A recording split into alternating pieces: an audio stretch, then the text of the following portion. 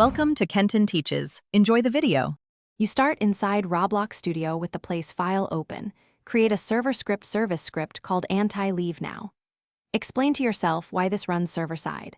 Servers control player state reliably, preventing client bypass. Once created, add basic player join/leave hooks and ensure module script access if you use shared utilities. Make sure to save a version and test and play solo first so you can see server print logs. This immediate testing saves time when you iterate on the logic.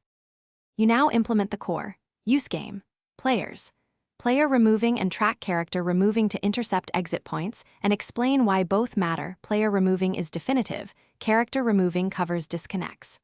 Once done, save player state in a data store or transient table. This preserves progress and allows safe forced respawn. Make sure to debounce handlers to avoid loops and use load character or teleport to a holding place as needed. These choices prevent accidental data loss while keeping the player in game.